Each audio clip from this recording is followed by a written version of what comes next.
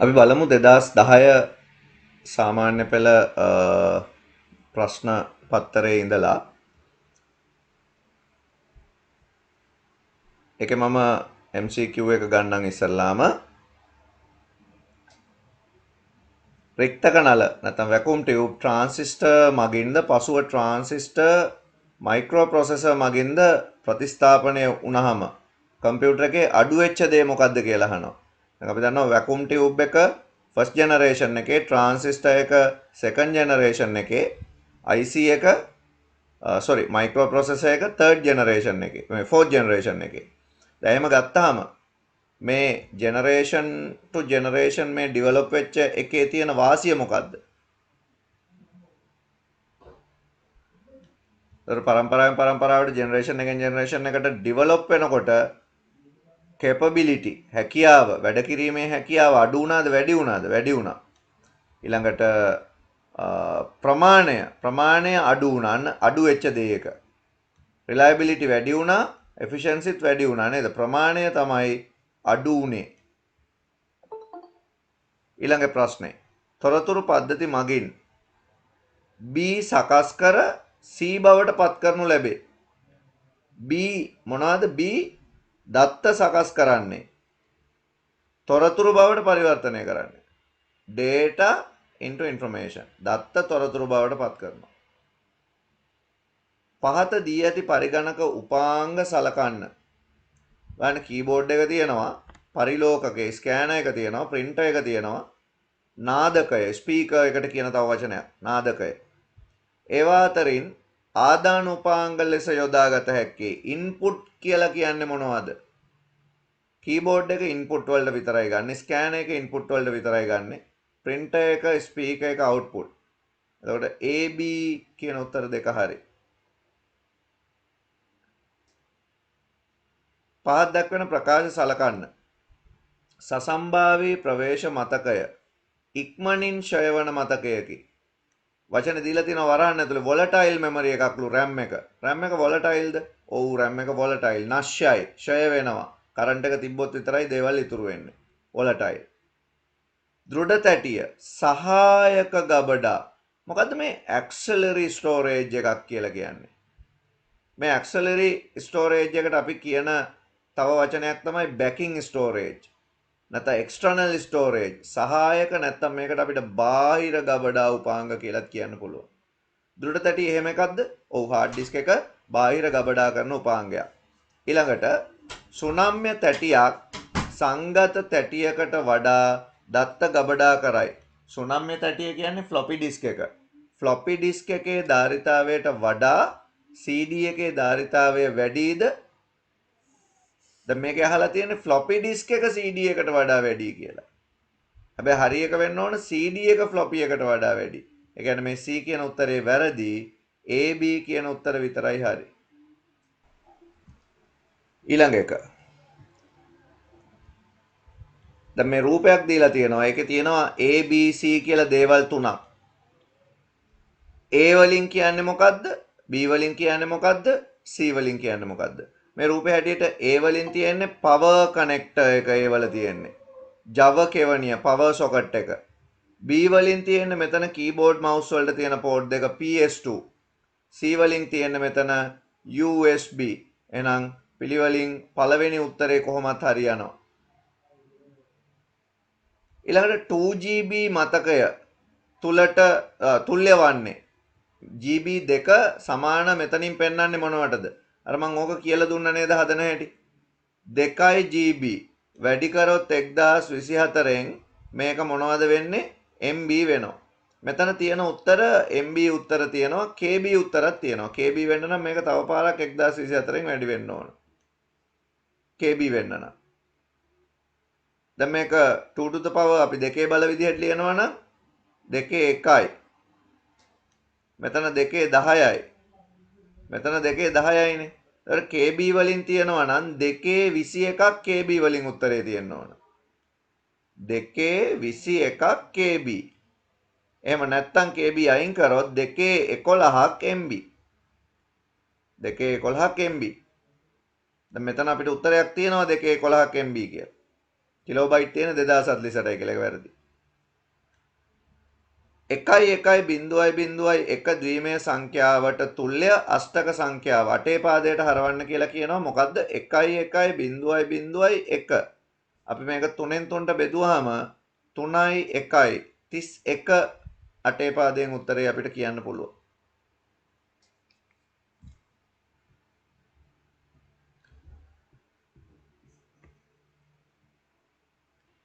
අටවෙනි ප්‍රශ්නේ පහත දැක්වෙන සංඛ්‍යා අතුරින් විශාලතම සංඛ්‍යාව කුමක්ද? මෙතන තියෙන ඒවා ලොකුම එක මොකද්ද?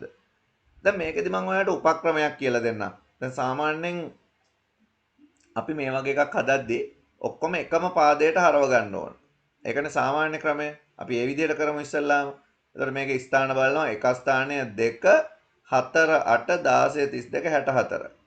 මෙතන 4යි 8යි 64යි තියෙනවා. 8යි 4යි 12යි 12යි 64යි 76යි මෙතන අගය. මෙතන 1 2 4 නෑ 8 10 8 16 32 64. එතකොට මෙතන 74යි. මෙතන 1 2 නෑ 4 8 නෑ 16 32 නෑ 64. එතකොට 16යි 4යි 20යි 64යි 84යි 85යි මෙතන අගය. මෙතන 1 නෑ 2 නෑ 1 නෑ 2 නෑ 4 නෑ 8 නෑ 16 නෑ 32යි 64යි බිට් දෙක තියෙන්නේ. එතකොට මෙතන 96. ලොකුම සංඛ්‍යාව මේ හතරවෙනි එක. හැබැයි මම ඊට වඩා වෙනස් උත්තරයක් ඕගොල්ලන්ට වෙන විදිහකට කියලා දෙන්නම්කෝ. ඔයා පොඩ්ඩක් බලන්න මේ උත්තර ටිකේ ස්ථානීයයන් දිහා. මේක ස්ථානීයයන් දිහා බලන්න. පළවෙනි සංඛ්‍යාවේ වැඩිම ස්ථානීය අගය තියෙන බිට් එක most significant bit එක පාවිච්චි කරලා. ඊගාවට වැඩිම තියෙන එක පාවිච්චි කරලා නැහැ. දෙවැනි එකේ බැලුවොත් වැඩිම එක පාවිච්චි කරලා ඊළඟ එක පාවිච්චි කරලා නැහැ. ඊගාව එකේ බැලුවොත් ඒත් වැඩිම එක පාවිච්චි කරලා ඊළඟ එක පාවිච්චි කරලා නැහැ. ඊළඟ එකේ බැලුවොත් වැඩිම එක පාවිච්චි කරලා ඊළඟ එකත් පාවිච්චි කරලා. ඒ කියන්නේ වැඩිම ස්ථානීය බිටු දෙකම නේද most significant bit දෙකම පාවිච්චි කරලා තියෙන මේ සංඛ්‍යාව. ඉතින් ඒක තමයි ලොකුම එක. ඉතින් එතකොට ඔය වගේ සංඛ්‍යා හතරක් දැක්කහම ඕක ඔළුවට එකපාර ගන්න පුළුවන් නම් එක පාදයකට හරව බල ඉන්න දෙයක්වත් නැහැ. උත්තරේ 4 කියලා අපිට බැලුව බැලමට කියන්න පුළුවන්. නැත්තම් සාමාන්‍ය විදිහ ඔහම හරවලා බලන එක. හරවලා බලනවා නම් 10 පාදයට හරවනවටත් වඩා ලේසි 8 පාදයට හරව ගන්නවා නම්.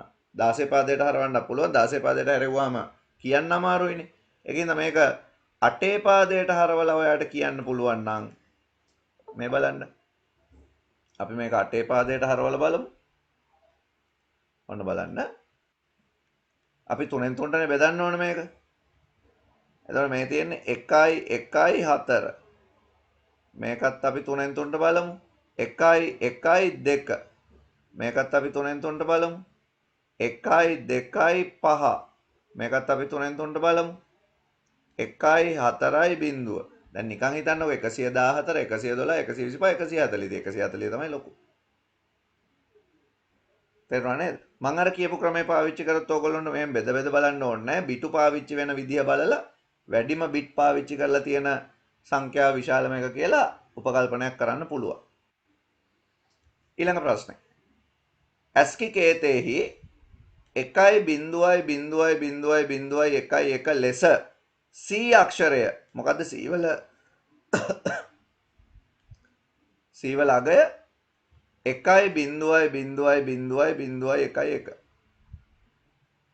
එහෙමනම් A වලට ගැලපෙන්නේ මොකද්ද? එතකොට A උඩින් තියෙන්නේ BC. දැන් අපි C දන්නවා. 1.0.0.4යි 1. එතකොට B මොකද්ද? A මොකද්ද? ඔයාලට මේ වගේ එකක් හදා ගන්නකොට ලේසිම ක්‍රමය මම අර කලින් කිව්වා වගේ ඕනනම් 8 පාදයට හරව ගන්න. ලේසිනේ හරවන්න. නැත්නම් 10 පාදයට හරවුවා නම් හරි. 10 පාදයට හරවනවා නම් ඔයා මේක ලේසිම වැඩේ තමයි මේ තියෙන්නේ 64යි 3යි 67. ඒ කියන්නේ C කියන්නේ 67, එහෙනම් B කියන්නේ 66, A කියන්නේ 65. එහෙනම් 65 ද්විමයාගේ 1යි 0යි 0යි 0යි 0යි 0යි 1 කියලා ලියන්න පුළුවන්. හැබැයි අර මං කිව්වා වගේ ඕක අටේ පාදයෙන් හරවලා කරනවා නම් මෙතන 3යි මෙතන 0යි මෙතන 1යිනේ. එතකොට 103 කියන්නේ 67, 102 කියන්නේ B, 101 කියන්නේ A. එතකොට අපි මේක ලියනවා 0.01 කියලා. මේ බිඳුව ලියනවා 0.00 කියලා. මේක ලියනවා 1 කියලා. ඒත් එන්නේ මේ 1.51 කියන උත්තරේම තමයි. ඉතින් 10 පාදයට අර හරවන්න ඕනේ නැහැ කියන එකයි මම මේ කියන්නේ. මේ දෙපාරම මං කිව්වේ හැම වෙලාවෙම අපි 10 පාදයට හරව ඉන්න ඕන නැහැ. කෙටි ක්‍රම පාවිච්චි කරන්න පුළුවන්. MCQ පේපර් එකේ ඔයාට වෙලාව දැන් ඔයා ওই පේපර් එක ලියද්දී ඔයාට පැයකට වඩා යනවනම් ওই පේපර් එක ලියන්න ඔයා වෙලාව කළමනාකරණය කරගන්නම ඕන. ඉතින් ඒවට ඔයා කෙටි ක්‍රම පාවිච්චි කරන්න. ඒකයි පාස් පේපර් ලියන එකේ ඔයා ටයිම් මැනේජ් කරන්න ඕන කියලා කියන්නේ. හරි? ඔයා පාස් පේපර් එක ලියද්දී වෙලාව හරියට පැයකට සෙට් කරගෙන ලියන්න ඕනේ. ඊට වඩා වැඩියෙන් වෙලාව ගන්න එපා. ඊළඟ ප්‍රශ්නේ. ගුරුවරයෙක් පන්තියේ ශිෂ්‍ය සංඛ්‍යාව 35 ලෙස කීබෝඩ් එකකින් එන්ටර් කරනවලු. එතකොට RAM එකේ මේ 35 ගබඩා වෙන්නේ RAM එකේ මේ 35 ගබඩා වෙන්නේ කොහොමද කියලා අහනවා. එතකොට 35 සාමාන්‍යයෙන් ගබඩා වෙන්නේ ද්විමේ විදියටනේ. 35 හැදෙන්නේ කොහොමද? 32යි 35 ඉතින් ඔයා හදන්න නම් 35 බෙදුවා 2කින් 3ට 1යි 15ට 7යි ඉතුරු 1යි ආය 2කින් 16ට 8යි ඉතුරු 1යි ආය 2කින් 4යි ඉතුරු නැහැ ආය 2කින් 2යි ඉතුරු නැහැ ආය 2කින් 1යි ඉතුරු නැහැ. එතකොට 1.0.0.1 කියලා එනවා. මේ තියෙන උත්තරේ. අපිට ඔක ලේසියෙන් හදා ගන්න පුළුවන්. 35 හදන්න ඒක ළඟම තියෙන දෙකේ ගුණාකාර දෙකේ බලය 32. තව 3ක් මදි. එහෙනම් 16 නැහැ, 8 නැහැ, 4 නැහැ, 2යි 1යි 3යි. ඔය තියෙන 32. හරි. දෙක රූපයේ දැක්වෙන පරිපත තර්ක පරිපතයේ ප්‍රතිදානය එක නම් AB මොනව වෙන්න ඕනද? දැන් මේ තියෙන ගේට් එක මොකද්ද? මේක AND ගේට් එකක්. ඒතර AND ගේට් එකේ අවුට්පුට් එක එක වෙන්න නම් ඉන්පුට් දෙකම එක වෙන්න ඕන. මෙතන තියෙනවා NOT එකක්. NOT එකේ අවුට්පුට් එක එක වෙන්න නම් ඉන්පුට් එක බිඳුව වෙන්නම ඕන. B එක වෙන්නම ඕන. A බිඳුවයි B එක වුණ වෙලාවට තමයි අවුට්පුට් එක එක වෙන්නේ. තේරුණානේ දාපස්සට හදාගෙන යන විදිය. ශිෂ්‍යයෙකුට ඔහුගේ උදේ ආහාරය සඳහා ඉන්දියාප්ප හෝ ඕ කියන අදහස පාන් හෝ ඕ කියන අදහස තෝරාගෙන පරිප්පු හොදි සමග ඇන් කියන අදහස කෑමට ගත හැකිය. දැන් මේක නිරූපණය කරන්නේ කොහොමද? අපි ගත්තොත් ඉන්දියාප්ප තියෙනවා අයි කියමුකෝ ඉන්දියාප්ප වලට. පාන් තියෙනවා පී කියමුකෝ පාන් වලට. පී කිව්වොත් පරිප්පු වල බී කියමුකෝ බ්‍රෙඩ් කියලා හරි. පරිප්පු තියෙනවා පී. එහෙම ගමුකෝ. ඩාල් කියන්න ඕනේ නැහැ අපි නිකන් පී කියමුකෝ. එතකොට එයා තෝරගන්නේ ඉන්දියාප්ප හෝ පාන්. එතකොට මෙහෙම ඒ දෙයක් ඉන්දියාප්පයි පානුයි තෝරගන්න ඕන. ඔය දෙකෙන් එකක්. ඉන්දියාප්ප හෝ පාන් කිව්වම ඕනනම් දෙකම. සමග පරිප්පු හොදි and එහෙනම් මේක ඕ ద్వාරයක් හා ඊට පසු and ద్వාරයක් පාවිච්චි කරලා තමයි නිරූපණය කරන්න වෙන්නේ. OR එකක් and එකක් භාවිත කරලා එළියට එනවා.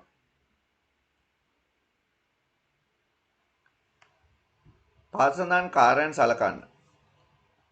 වෛරස වලට එරෙහිව දත්ත සුරැකීම. ඒ කියන්නේ වෛරස් වලින් දත්ත වලට සිද්ධ වෙන හානිය නවත්තනවා කියන එක කියන්නේ. ගබඩා කිරීමේ උපාංගවල ඇති ගොනුවල විස්තර, ගොනුවල හා ඩිරෙක්ටරි වල සටහන් තබා ගැනීම. කියන්නේ අපේ හાર્ඩ් ඩිස්ක් එකේ තියෙන හැම ගොනුවක්ම හැම ෆයිල් එකක්ම කොච්චර ධාරිතාවයක් තියෙනවද ඒ වගේ විස්තර තියා ගන්නවා. තැටිදාවක ඩිස්ක් ඩ්‍රයිව් කියන්නේ මේ හાર્ඩ් ඩිස්ක් වගේ ඒවා, මුද්‍රක printer වැනි උපාංග පාලනය කිරීම. ඊළඟට චිත්‍රක සැලසුම් නැත්නම් ග්‍රැෆික් ඩිසයිනින් සඳහා පහසුකම් සැලසීම. මෙහෙයුම් පද්ධතියක් මේවෙන් මොනවද කරන්නේ? පළවෙනි එක කරන්නේ උපයෝගී වැඩසටහන්. වෛරස් ගාඩ් එකක් එහෙම දානවා කියන්නේ අපි ඒවට කියන උපයෝගී වැඩසටහන්. මේ ගබඩා කිරීමේ උපාංගවල ගොනු මේක ගොනු කළමනාකරණය නම් මෙහෙයුම් පද්ධතියේ කාර්යයක් ඒක. උපාංග කළමනාකරණයත් මෙහෙයුම් පද්ධතියේ කාර්යයක්. මේ ග්‍රැෆික් ඩිසයින් වලට උදව් කරන්නේ මේ ඇප්ලිකේෂන් සොෆ්ට්වෙයාර් යෙදවුම් මෘදුකාංග. එමනම් BC උත්තර දෙක මෙහෙයුම් පද්ධතියට අදාළයි.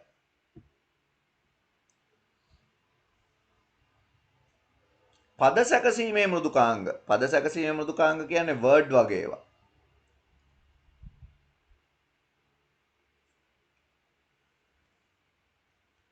බලන්න ඒක සම්බන්ධයෙන් ප්‍රකාශන 3ක් දීලා තියෙනවා. එය අක්ෂර විවිධ ප්‍රමාණවලට හා වර්ණවලට හැඩසව් ගැන්වීමට ඉඩ සලසයි.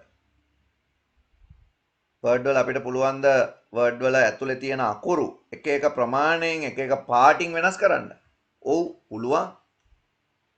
එය ලේඛනයක හැඩ සහ රූප අපිට පුළුවන් ද වර්ඩ් ડોකියුමන්ට් එකකට රූප හැඩතල වගේ දේවල් ඇතුළත් කරන්න? ඔව් පුළුවන්. ඉන්සර්ට් එකේ තියෙනවනේ ඒවා. එය අංකිත වීඩියෝ, ඩිජිටල් වීඩියෝ සහ ශ්‍රව්‍ය ගොනු කියන්නේ ඔඩියෝ ෆයිල් සංස්කරණය කිරීමට එඩිට් කරන්න ඉඩ දෙනවලු. නෑ වීඩියෝ ඔඩියෝ එඩිටින් කරන්න වර්ඩ් වල පහසුකමක් නෑ. ඒකින්ද මේකට හරියන්නේ AB උත්තර දෙක නිවැරදි.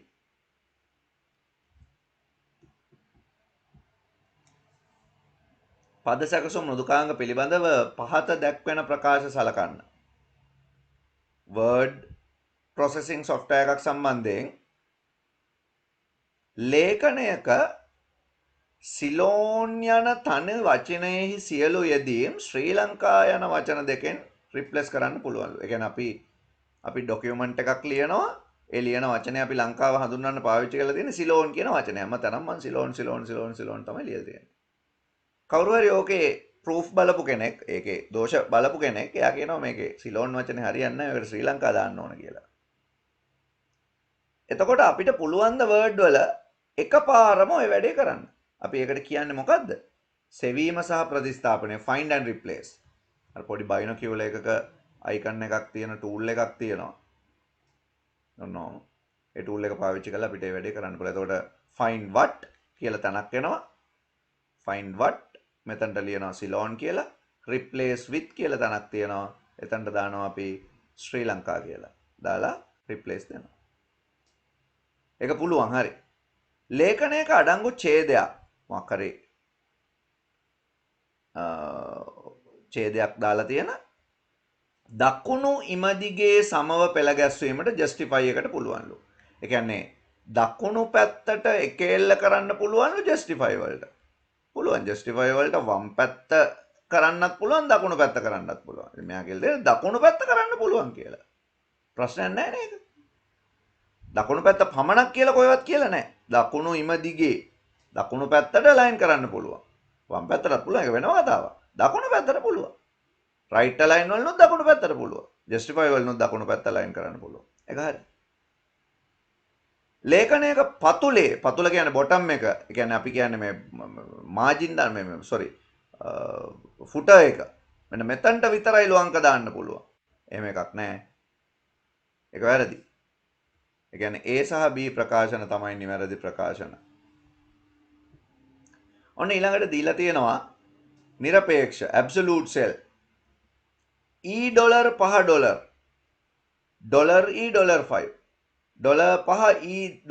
$5 හරියට ලියලා තියෙන absolute මොකද්ද? අපි ලියන්න ඕන ඉංග්‍රීසි අකුරට පෙර ලියන්න පුළුවන් ඉලක්කමට පෙර ලියන්න පුළුවන්. ඔක තමයි ආකෘතිය. මේ දෙකෙන් එකක් හෝ දෙකම. එහෙනම් පළවෙනි එක බලපු ගමන් වැරදි. දෙවෙනි එක හරි. තුන්වෙනි එක වැරදි. හතරවෙනි එක හරි. හරි උත්තර වෙන්නේ B D පමණි.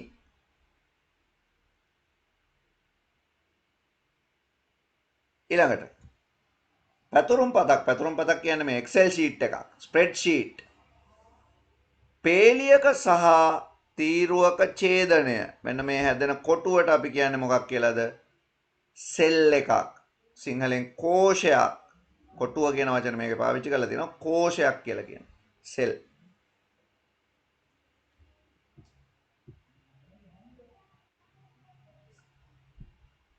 තුන රූපයෙහි D2 කෝ D2 මේ තියෙන්නේ සිලෙක්ට් වෙලා D2නේ.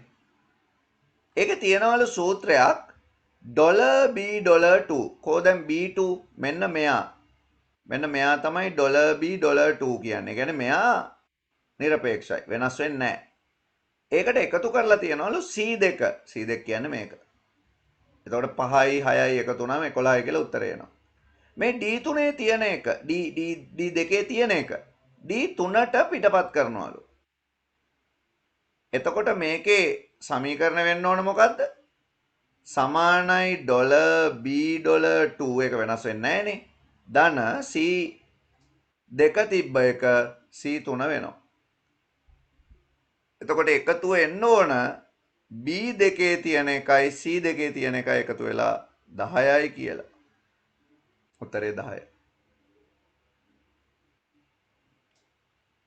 තේරුණා නේද ඒක? $B$2 කියලා තියෙන වෙලාව අපි කොහෙට ඇද්දත් වෙනස් වෙන්න බෑනේ.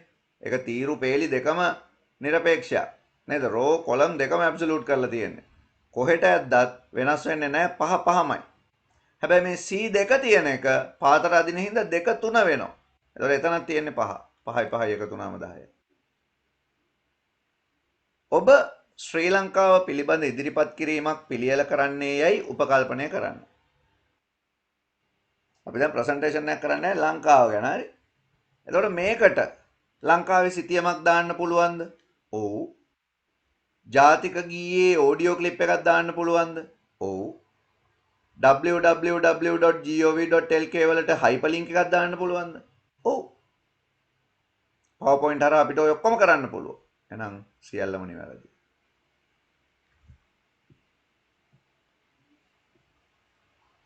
පාසලක ශිෂ්‍යයන් පිළිබඳ දත්ත අඩංගු වගුවක්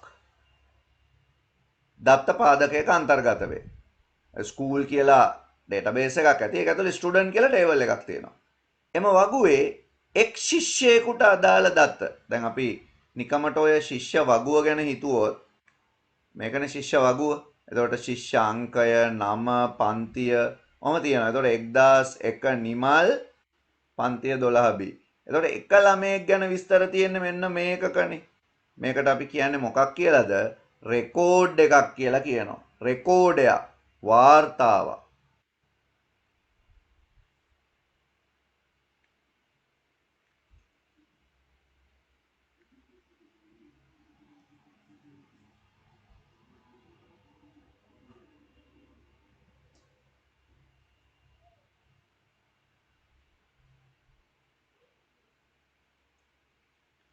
ශිෂ්‍යයන් පිළිබඳ දත්ත ගබඩා කිරීමේදී ප්‍රාථමික යතුර වෙන්නේ මොකද්ද? දැන් උදාහරණයක් විදිහට අපිට මේකෙන් හිතා ගන්න වෙනවා ශිෂ්‍ය වගුවේ තියෙන්නේ උපන්දිනයේ පන්තිය, පෙළපත් නාමය සහ ඇතුළත් වීමේ අංකය. පෙළපත් නාමය කියන්නේ එතන සර්නේම් එක. එතකොට මේ ටිකෙන් එකම උපන්දිනයේ තියෙන ළමයි ඉන්න පුළුවන්. දැන් අපි දන්නවනේ ප්‍රාථමික යතුරක ගුණාංග. ප්‍රාථමික යතුරක් කියන්නේ අනන්‍ය වෙන්න ඕන. ඒ කියන්නේ මීට කලින් දාපු දත්තයක් ආයෙ දාන්න බැරි වෙන්න ඕන. නොදා ඉන්නත් බැරි වෙන්න ඕන. හිස්ව තියන්නත් බෑ. එහෙනම් උපන්දිනය එකම උපන්දිනය ආය ලියවෙනවා. පන්තිය එකම පන්තිය ආය ලියවෙනවා. එකම සර්නේම් එක තියෙන ළමයිනොත් ඉන්නවා. හැබැයි එකම ශිෂ්‍ය අංකය තියෙන ළමයි ඉන්න බෑ. ඒ හින්දා ඒක තමයි ප්‍රාථමික යතුර. සම්බන්ධිත දත්තපාදක. සම්බන්ධිත දත්තපාදක කියන්නේ අර අපි ඉගෙන ගත්ත වගු කීපයක් එකට ප්‍රාථමික යතුර ආගන්තුක යතුර පාවිච්චි කරලා. primary key foreign key relationship එකක් තියෙන වගු. ඒවට අපි කියන්නේ මොනවාද? relational database. සම්බන්ධිත දත්තපාදක. මොකද මේ සම්බන්ධතාවයක් කියන්නේ කියලා අහලා තියෙනවා බලන්න.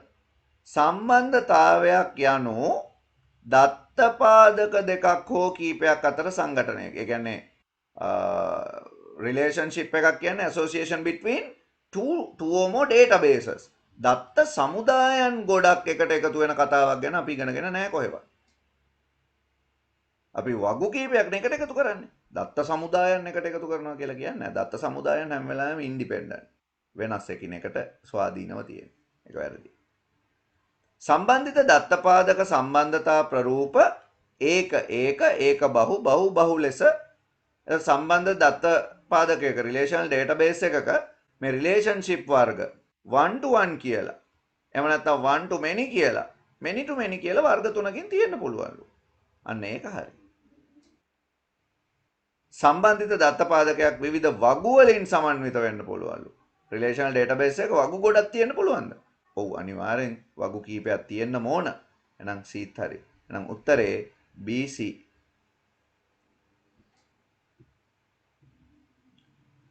ගැලීම් සටහනක් දීලා තියෙනවා. ඒකේ සමහර වචන පැහැදිලි කරන්න ඕනවට සිංහලනොත් ඒ ටික දීලා තියෙනවා පේනවා ඇති. set required temperature to 26 celsius. ඒ කියන්නේ අවශ්‍ය උෂ්ණත්වය සෙල්සියස් අංශක 26යි කියලා නියතයක් දීලා තියෙනවා එතන. read current temperature වර්තමාන උෂ්ණත්වය C කියන විචල්‍යයට කියව ගන්නලු. display cold කියන්නේ සිසිල් කියලා පෙන්නනවා. display hot කියන්නේ උණුසුම් කියලා පෙන්නනවා. දැන් බලන්න මෙන්න මේ උෂ්ණත්වයන් ටික ඇතුළත් කරාම සෙල්සියස් අංශක 28 27 26 ඇතුළත් කරාම කොන්දේසිය දිහා බැලුවොත් R වල අගය 26යි. R කියන්නේ 26යි නියතයක්. C කියන්නේ අපි ඇතුළත් කරන අගය. එතකොට පළවෙනියට C ඇතුළත් වෙන්නේ 28යි කියලා. 28 විශාලද 26ට වඩා ඔව්. එහෙනම් පළවෙනි අවුට්පුට් එක hot කියලා එන්න ඕන. දෙවැනියට 27 විශාලද 26ට වඩා ඔව්. එහෙනම් ඒත් hot කියලා එන්න ඕන. තුන්වෙනි එක 26යි 26 විශාලද 26ට වඩා නැහැ. එතකොට කෝල් කියලා එනවා. එතකොට අපිට උත්තරයක් එන්න ඕන උණුසුම් සිසිල්.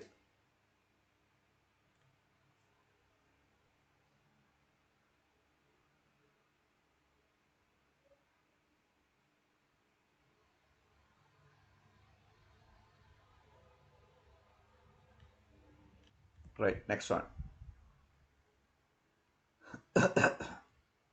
මෙම ගැලීම් සටහන පරිගණක ක්‍රමලේඛනයකට අනුවර්තනය කිරීම සඳහා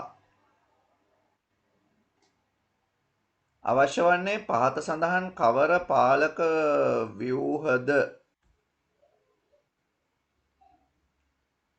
මේක ඇතුලේ තියෙනවා නේද if කොන්දේසිය. right දැන් මේකේ කන්ඩිෂන් එක එතකොට years පැත්තට එකක් තියෙනවා. එතකොට if then එහෙම නැත්නම් else කියන එකත් ඕන මෙතනට. මේක අපිට ලියන්න පුළුවන් if then else කියන කන්ඩිෂන් එක පාවිච්චි කරලා. repetition මොනවත් මේකේ නැහැ. ඒකින්ද loop නැහැ. if then විතරක් ලියන්න බෑ. එතකොට years විතරයිනේ තියෙන්න පුළුවන්. true statement එක විතරයි තියෙන්න පුළුවන් if then වලින් ලිව්වොත්. if then else කියන එක මෙතනට ඕන. එතකොට ඕක ලියවෙනවා නම් if C greater than R then display hot else display cold. එහෙම නෙන්න ඕන end if. එතකොට ඒකට if then else කියන එක අපිට පාවිච්චි කරන්න වෙනවා. B තමයි උත්තරේ. ඉහත ගැලීම් සටහනෙහි මේ C සහ R කියන විචල්්‍ය වලට සුදුසු මොන දත්ත ප්‍රරූපයද මොන data type එකද කියලා අහනවා.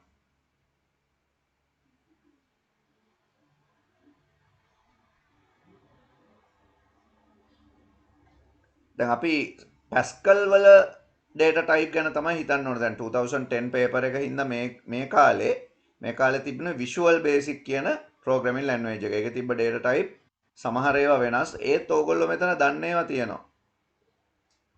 string, real, boolean, currency. currency කියන එක නම් අපි මේකට අදාළ නොකරගෙන ඉමුකෝ. currency එපා. string කියන ඒවා පාවිච්චි කරන්නේ වචන ගබඩා කරන්න. real අපි පාවිච්චි කරන්නේ floating point real number. ඒ කියන්නේ දශම සහ පූර්ණ සංඛ්‍යා.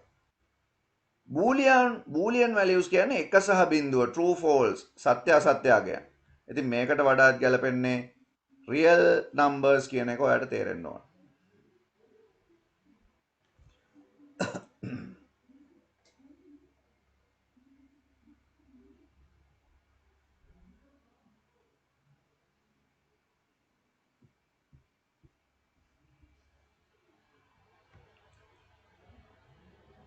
Number 26. විචල්‍යයක් සම්බන්ධයෙන් සාවද්‍ය කියන්නේ වැරදි ප්‍රකාශය මොකද්ද විචල්‍යයක් සම්බන්ධයෙන්?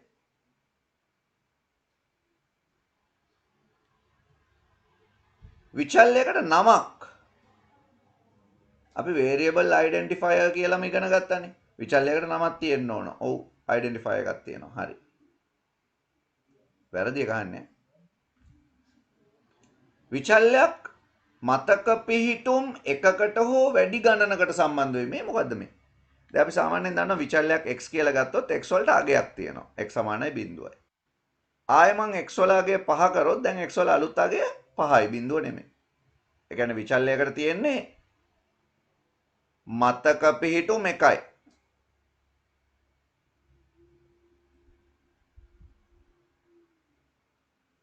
මෙයා කියනවා එකකට හෝ වැඩි ගණනකට සම්බන්ධ වෙයි කියලා. අපි ඇරේ කියලා જાතියකුත් ඉගෙනගෙන තියෙනවා. ඇරේ එකක් තමයි අපි කියන්නේ මතක ඒකක ගොඩක් ගබඩා කරන්න ගන්නවා කියලානේ. විචල්යකට දත්ත ප්‍රවර්ගයක් ඇත. data type එකක් තියෙනවා. ඔව් අපි කියන්නේ x as integer. එහෙමනේ කියන්නේ. එතකොට ඒක හරි. එක හරි 3 හරි. විචල්යක අගය නොවෙනස්ව පවතී. ඒක හරිද? නෑ. විචල්යක අගය වෙනස් වෙනවා. නොවෙනස්ව පවතින්නේ නියතයක constant අගය. මේ විචල්යක මතක පිහිටුම් එකකට වඩා වැඩි ගණනක් තියනවා කියන්නේ array එක අපි ලියන්නේ Pascal වලදී ඒත් var දාලාමයි නේද? එතකොට ඒවත් variable ම තමයි. ඒවත් විචල්යම තමයි. ඒකින්ද අරාවත් අපි විචල්යක් විදිහට හිතාගෙන පිහිටුම් ඒකකට හෝ වැඩි ගන්නකට විචල්යකට එක අගයක් තියෙන්නත් පුළුවන් අගයන් ගොඩක් තියෙන්නත් පුළුවන් කියලා කියනවා. නොවෙනස්ව පවතී කියන එක තමයි වැරදි උත්තරේ. හතරවෙනි එක තමයි හරි උත්තරේ වෙන්න ඕනේ එතකොට. ඊළඟ එක. පහත දැක්වෙන කුමක් මගින් ගණිත කර්මවල ප්‍රමුඛතාවය වමේ සිට දකුණට නිවැරදිව මේ ඔපරේටර් ප්‍රෙසිඩන්ස් එක ගැන අහන්නේ. අපි ගණන් හදනවා නම් ඒ ගණන් හදන්න ඕන මොන ප්‍රමුඛතාවය පිළිවෙලටද?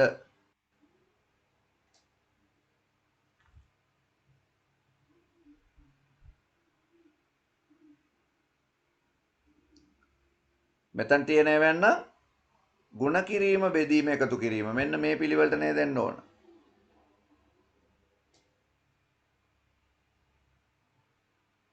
ඔක නේද හරියන ඕඩර් එක.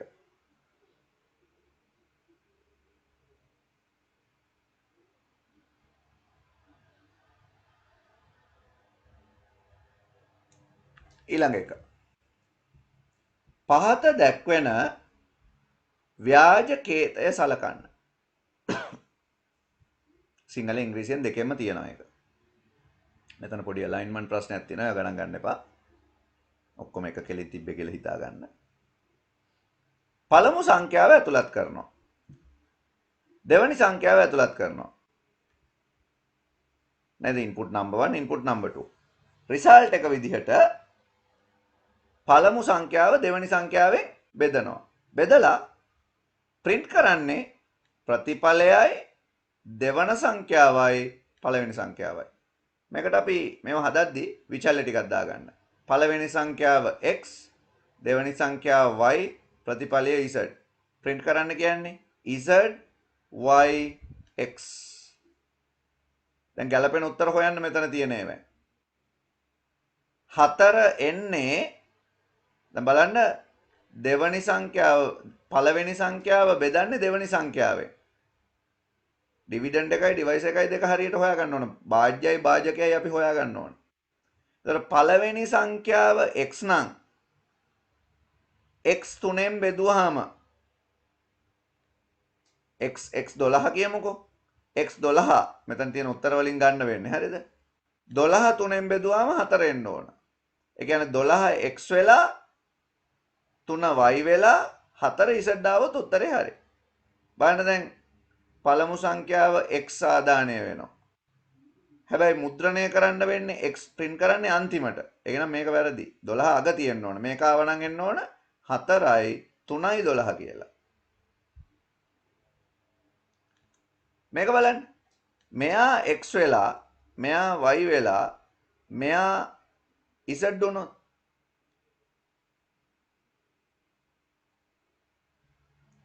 sorry x වෙන්න ඕන අන්තිමට x output එක. x අන්තිම එකනේ. මෙයා z වෙලා Z print වෙන්න ඕන, Y print වෙන්න ඕන, X print වෙන්න ඕන. එහෙමනේ. එතකොට මේක වැරදි. මොකද XY මාරු වෙන්න ඕන. 3 12න් බෙදෙන්න බෑ. 12 3ෙන් බෙදෙන්න ඕන. ඒක වැරදි. මෙයා Z වෙලා, මෙයා Y වෙලා, මෙයා X වුණා. X දෙකෙන් බෙදුවම X Y වලින් බෙදුවාම X බෙදීම Y එමය එන්න ඕන. Z කියන්නේ. X Y වලින් බෙදුවාම 5යි උත්තරේ. ඔව් ඒක හරි. මේක වැරදි. මේකත් වැරදි. දෙවැනි උත්තරේ තමයි හරියන උත්තරේ. මෙන්න මේ ප්‍රශ්නේ. ඔයගොල්ලන්ට ගැටලුවක් තියෙන කොටසක් තියෙනවා මේක. එකක් තමයි මේ feasibility study කියන්නේ මොකද්ද? එහෙම එකක් ඕගොල්ලොන්ගේ සිලබස් එකේදී නෑ දැන්. feasibility study අපිට දැන් 2016 වෙනකම්ම පේපර් වල හම්බ වෙයි. ඒ හින්දා ඒවටත් උත්තර ලියන්න ඕන හින්දා මම feasibility study කියන්නේ මොකද්ද කියලා චුට්ටක් කියනවා. ශක්්‍යතා අධ්‍යයනයක් කියලා කියන්නේ පද්ධතියක් සැලසුම් කරන්න කලින් ඒ පද්ධතිය කරන්න පුළුවන් ප්‍රායෝගිකද කියලා බලන එකට. එතකොට ඒක බලනවා ඉකොනොමිකලි කරන්න පුළුවන්ද, ලීගලි කරන්න පුළුවන්ද, ඔපරේෂනලි කරන්න පුළුවන්ද. ඒ කියන්නේ මේක ආර්ථික වශයෙන්, තාක්ෂණික වශයෙන්, නීතිමය වශයෙන් ක්‍රියාවට නගන්න පුළුවන්ද කළ හැකි බව ශක්්‍යතාවය. ශක්්‍යතාවය කියන වචන තේරුම මොකද්ද? කළ හැකි බව.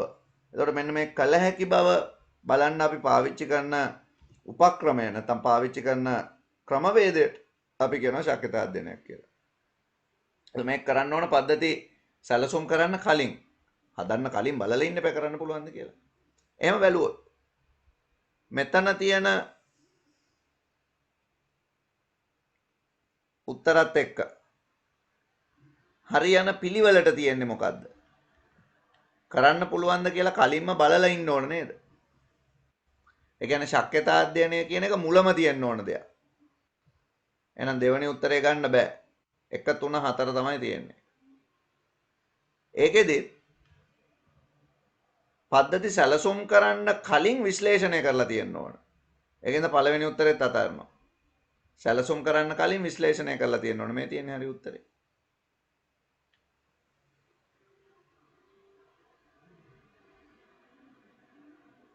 ඊළඟ එක පරිගණක ගත කිරීම සඳහා සුදුසු නොවන්නේ පහත කවරක්ද? ශිෂ්‍ය ඇතුළත් වීම පාසලක පරිගණක ගත කරන්න පුළුවන් ඇඟිලි සලකුණක් වගේ දාලා මොනවා හරි ක්‍රමයකට පුළුවන්. පාසල් පුස්තකාලයේ පරිගණක ගත කරන්න පුළුවන්. විභාගයක රචනා වර්ගයේ පිළිතුරු පත්‍ර ලකුණු කරන්න පරිගණක ගත කරන්න බෑ. මොකද රචනා ප්‍රශ්න එක එක්කෙනාගේ පිළිතුරු වෙනස් වෙන කියවලා බලන්නම් වෙනවා. ඒකින්ද ඒක එච්චර සාර්ථක වැඩක් නෙමෙයි. පිළිතුරු පත්‍ර ලකුණු කිරීමෙන් පසු සාමාන්‍ය ගණනය කරන්නත් පරිගණක පද්ධති පාවිච්චි කරන්න පුළුවන්. සුදුසු නොවන්නේ තුන්වෙනි උත්තරේ. පහත දැක්වෙන ක්‍රියාකාරකම් සලකන්න. පුස්තකාලය භාර ගුරු භවතා සමග සම්මුඛ සාකච්ඡාවක් පැවැත්වීම. පුස්තකාලයේ ඉතිහාසය හා අවුරුදු 20කට පෙර එය ස්ථාපනය කරනු ලැබූ ආකාරය විස්තර කරන සංග්‍රහාවක ලිපියක් අධ්‍යයනය කිරීම. ශිෂ්‍යයන් පුස්තකාලය භාවිත කරනු ලබන්නේ කෙසේදයි නිරීක්ෂණය කිරීම. දැන් මේකෙදී පාසල් පුස්තකාල පද්ධතියක් ලයිබ්‍රරි මැනේජ්මන්ට් සිස්ටම් එකක් හදන්න තොරතුරු එකතු කරන්න පාවිච්චි කරන්න පුළුවන් ක්‍රම මොනවද? අපේ ලයිබ්‍රේරියන් එක කතා කරන එක සාර්ථක ක්‍රමයක්නේ. ඒක හරි. නිරීක්ෂණය කරන එකත් හරි. මේ පුස්තකාලයේ ඉතිහාසය හා අවුරුදු 20කට පෙර ඒ ස්ථාපනය කරේ කොහොමද, කවුද විවෘත කරන්න ආවේ කියලා මැගසින් එක තිබ්බේ ඒවා ටික කියවලා බලලා. ඇත්තටම කියනවා නම් මේ පුස්තකාල පද්ධතියකට තොරතුරු පද්ධතියක් නිර්මාණය කරන්න එච්චර පරණ තොරතුරක් අවශ්‍ය නොවෙන්න පුළුවන්. ඕන වෙයි කියලාත් කෙනෙකුට හිතන්න පුළුවන් මේක පටන් ගත්තේ මෙහෙමයි ඒ වගේ දේවල් ගැන දාන්න. නමුත් මේ අවුරුදු 20ක් කියලා කියන්නේ ඉතාම දීර්ඝ කාලයක්, ලොං ටර්ම් එකක්නේ. ඉතින් එතකොට ඒ කාලය තුල පුස්තකාලය දැන් සෑහෙන වෙනස්කම් වලට භාජනය වෙලා ඇති. ඒ කියන්නේ අපි දැනට හොයන්න ඕන වර්තමාන තත්ත්වයන්. ඒ කියන්නේ එච්චර පරණ තොරතුරු හොයලා පුස්තකාලයක් සංවර්ධනය කරන එක ප්‍රායෝගික නෑ. අපිට මේකට AC පමණක් නිවැරදි කියලා උත්තරයක් ගන්න එක තමයි වඩාත් හොඳ. අන්තර්ජාලය සහ ඉන්ටර්නෙට් සහ www අතර සම්බන්ධය මොකක්ද? අන්තර්ජාලය යනු www සේවාවකි. අන්තර්ජාලය හා www අතර සම්බන්ධතාවයක් නැහැ. අන්තර්ජාලය හා www කියන්නේ දෙකම එකයි. www කියන්නේ අන්තර්ජාලයේ සේවාවක්. අන්තර්ජාලය තමයි එතකොට ලොකු මාතෘකාව. www කියන්නේ ඒකේ සේවාවක්. ඒ කියන්නේ හතරවෙනි උත්තරේ හරියන්න ඕන. පරිගණක භාවිත කර සංවාදය චැටින් දෘශ්‍ය සංවාදය වීඩියෝ චැටින් හෝ වීඩියෝ සංමන්ත්‍රණය වීඩියෝ කොන්ෆරන්ස් සෙෂන් එකක් ස්ථාපනය කරන්න මොනවද මෙතන තියෙන ඒවැන් අත්‍යවශ්‍ය කියලා අහනවා. දැන් මෙතනදී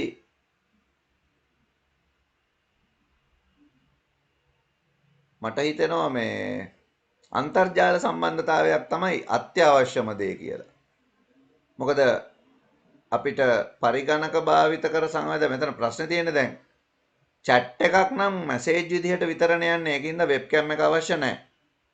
එතකොට එතන මේ තුනටම වෙබ්කැම් එක ඕන වෙන්නේ දෘශ්‍ය වීඩියෝ සංවාදයටයි වීඩියෝ සම්මන්ත්‍රණ වලටයි විතරයි. ඒකින්ද වෙබ්කැම් එක අත්‍යවශ්‍ය නැහැ කියලා හිතන්න පුළුවන්. මොකද තුනටම පොදු ඒවානේ අහන්නේ. ඊමේල් ඇඩ්‍රස් එකක්. ඇත්තටම ඊමේල් ඇඩ්‍රස් එකක් අත්‍යවශ්‍යම නැහැ හැම sannivedana වැඩකටම. දැන් ගොඩක් වෙලාවට අපිට කම්පියුටර් චැටින් මොනවා හරි WhatsApp ඔය වගේ ඒවට ඊමේල් පාවිච්චියක් කරන්න ඕනේ නැහැ. වීඩියෝ සංවාද වලටත් සමහර මෘදුකාංග වලට ඊමේල් ඕන නැහැ, සමහර ඒවාට ඕන. වීඩියෝ සම්මන්ත්‍රණ වලට නම් ගොඩක් ඒවාට ඊමේල් ඕනේ. නමුත් ඉතින් තුනටම පොදු නැහැ ඒක. ඔය තුනටම පොදු දේ අන්තර්ජාල සම්බන්ධතාවය. ඒක ඕනමයි ඒක.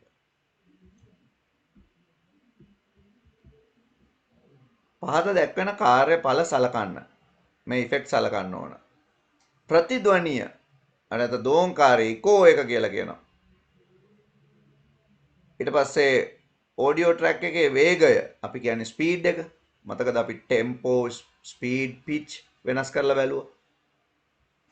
ඊළඟට වීඩියෝ සංස්කරණය කිරීම. ඒවා අතරින් මල්ටිමීඩියා ඇප්ලිකේෂන් වලදී ශ්‍රව්‍ය සංස්කරණ මෙවලමක දක්නට ලැබෙන කාර්යයන් පළවෙනි දෙක විතරයි. AB පමණි.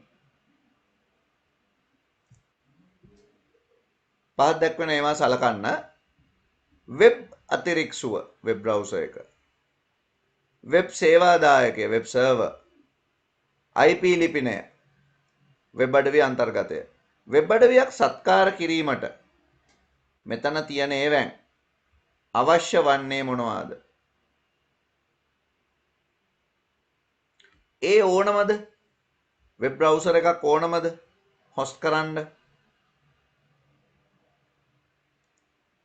වෙබ් සර්වර් එකක් ඕනමද හොස්ට් කරන්න? IP ඇඩ්‍රස් එකක් ඕනමද හොස්ට් කරන්න? වෙබ් එකේ කන්ටෙන්ට් ටික ඕනමද හොස්ට් කරන්න? අපි සාමාන්‍යයෙන් හොස්ටිං කටයුතු සිද්ධ කරන්නේ වෙබ් අතිරික්සුවක් හරහාමයි. වෙබ් අතිරික්සුවක් පාවිච්චි කරලා තමයි අපි සර්වර් එකට ලොග් වෙන්නේ. අපේ කන්ටෙන්ට් අපි ගාව ඉඳලා සර්වර් එකට අප්ලෝඩ් කරන්නේ ඔක්කොම කරන්නේ වෙබ් අතිරික්සුවක් හරහා. වෙබ් බ්‍රවුසර් එකක් ඕන. වෙබ් සර්වර් එකකුත් ඕන. මොකද සර්වර් එකේ තමයි තොරතුරු ගබඩා කරන්නේ. සර්වර් එකකුත් ඕන. මේ IP ඇඩ්‍රස් එකක්. IP ඇඩ්‍රස් එකක් ඕන වෙනවා මෙන්න මෙහෙම. දැන් අපි වසම් නාමයක් ගන්නවනේ අපේ වෙබ් අඩවියට. අපි වසම් නාමයක් ගත්තාම මේ වසම් නාමය අපි සේවාදායකයේ තැන්පත් කරනවා. හැබැයි සේවාදායකයා මේ වසම් නාමය අඳුරගන්නේ යම් IP ලිපිනයකින්. හැබැයි ඒ IP ලිපිනය අපි හදාගන්න IP ලිපිනයක් නෙමේ, සේවාදායකයන් හදාගන්න IP ලිපිනයක්. ඒකින්ද අන්තර්ජාල නියමාවලි ලිපිනය වෙබ් අඩවියක් සත්කාර කරන්න ඕන වෙන්නේ නැහැ. වසම් නාමය ඕන. වසම් නාමයක් ඕන. වෙබ් අඩවිය අන්තර්ගතයත් අපිට ඕන වෙබ් එකක් හොස්ට් කරන්න. එතකොට ABD උත්තර ටික නිවැරදි කියලා තමයි අපිට ගන්න වෙන්නේ. C IP ඇඩ්‍රස් එක අපි කොහෙන්වත් හදලා දාන එකක් නෙමෙයි. ඒක සේවාදායකය හදාගන්න එකක්. නැත්නම් IP ඇඩ්‍රස් එකකුත් ඕන මේ වැඩේට. නමුත් ඒක අපිට අවශ්‍ය වෙන එකක් නෙමෙයි. මේක අපි කරන දෙයක් නෙමෙයි. අපි වසම්නාමයේ අදාළ වසම්නාමයේ සේවාදායකයේ තැන්පත් කරනකොට සේවාදායකය කරගන්න වැඩ. මේ ඊළඟ ප්‍රශ්නෙට උත්තරයක් නැහැ ඇත්තටම. හේතුව තමයි අපි දන්නවා HTML කේතය පසුබිමට පාට දාන්න හරියන්නේ body කියන උසුලණයට BG color කියලා පාටක් දාන එක. yellow. දැන් මෙතන body එකත් එක්ක BG color ලියලා නැහැ කොහෙවත්. හැබැයි body එකත් එක්ක ස්ටයිල් එකක් ලියලා තියෙනවා background color එක yellow කියලා. මෙන්න මේ හතරවෙනි උත්තරේ හරි. හතරවෙනි උත්තරේ හරි වුණාට ඕගොල්ලෝ ස්ටයිල් ෂීට් ලියන්න දන්නේ නැහැ. මේ තියෙන්නේ CSS කේත කොටස. මේ මම රවුන්ඩ් කරලා තියෙන්නේ CSS කොටස. ඒක හින්දා මේකට නොමිලේ ලකුණක් දාගන්න පුළුවන්.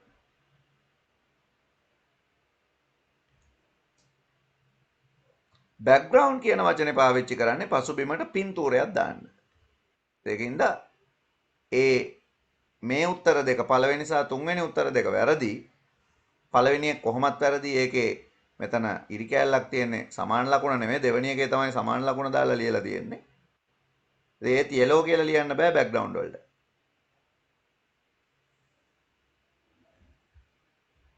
ඊළඟට අධිසන්ධානයක් නිර්මාණය කිරීම සඳහා නිවැරදි HTML කේතය මොකක්ද කියලා අහනවා.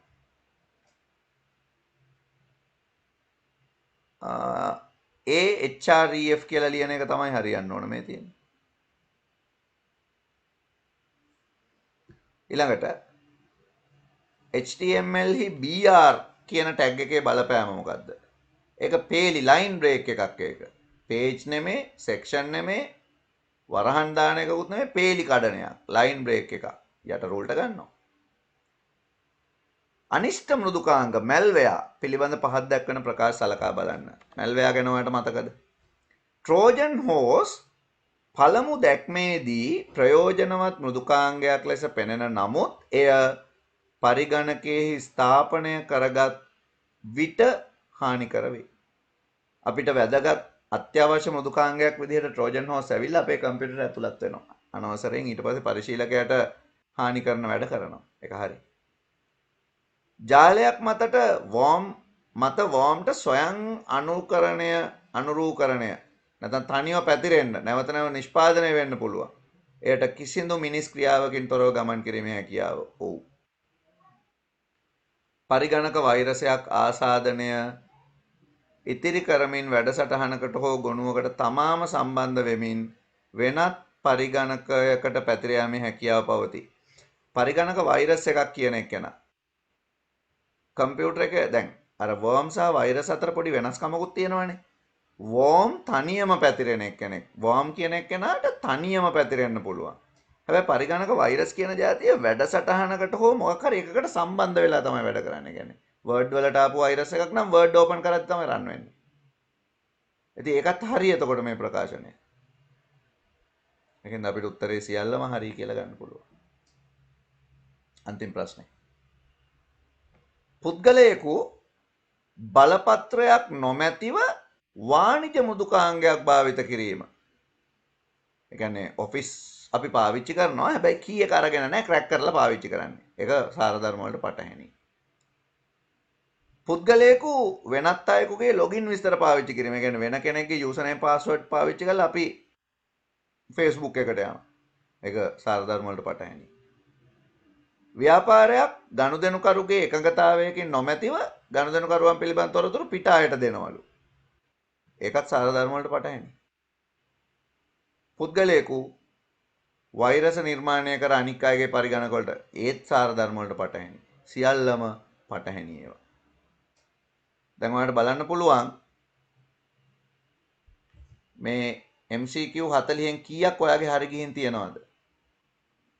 සාමාන්‍යයෙන් මේ පේපර් එකේ හැටියට 35ක් ඉක්මවලා ඔයාගේ ලකුණු තියෙන්න ඕන.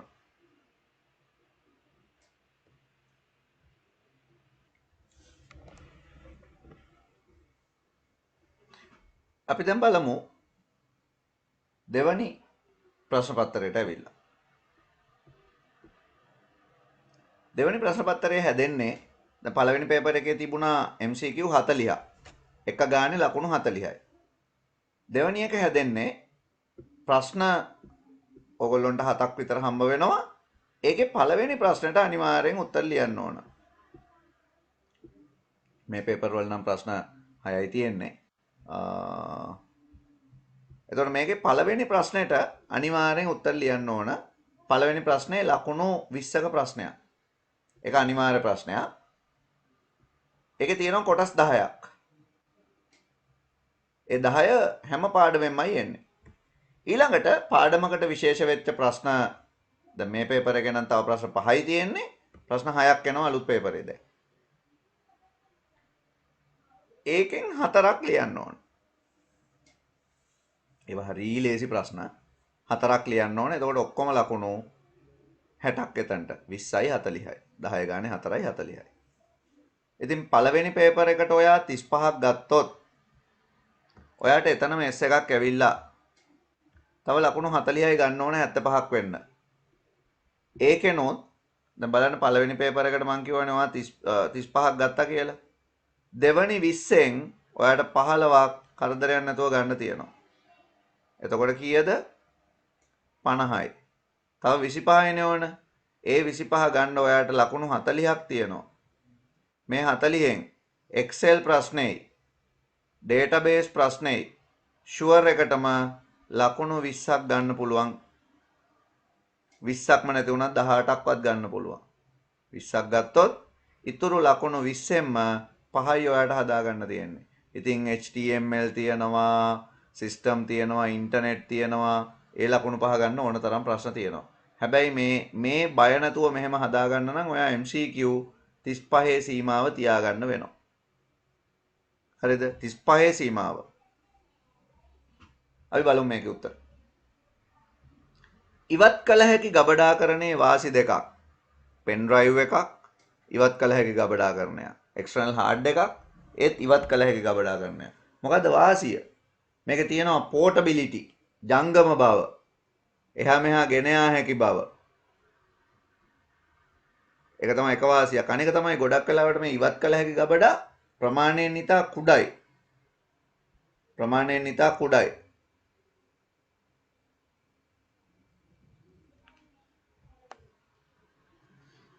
ධාරිතාවයත් ඉතා විශාල ඒවා තියෙනවා. කැපැසිටි එකත් ලොකුයි. අතිරේක විදුලි බල සැපයුමක් අවශ්‍ය වෙන්නේ නැහැ. No need to connect extra power. නේද? ඒ වගේ දේවල් තියෙනවා. එතකොට ඒවා තමයි ඉවත් කළ ගබඩාකරණයේ තියෙන වාසි. ලකුණු දෙක එන්නේ මේවට. පහත දැක්වෙන එක් සිදුවීමේ දත්ත සම්ප්‍රේෂණ ආකාරය ඒකපතද, අර්ධ ද්විපදද නැතහොත් පූර්ණ ද්විපදද යන්න වර්ග කරන්න. රූපවාහිනී වැඩසටහනක් නරඹන එක අපි කියන්නේ සිම්ප්ලෙක්ස් කියලා. ඒකපතයි. දුරකථන සංවාදයකට සම්බන්ධ වෙලා ඉන්න එක ද්විපතයි.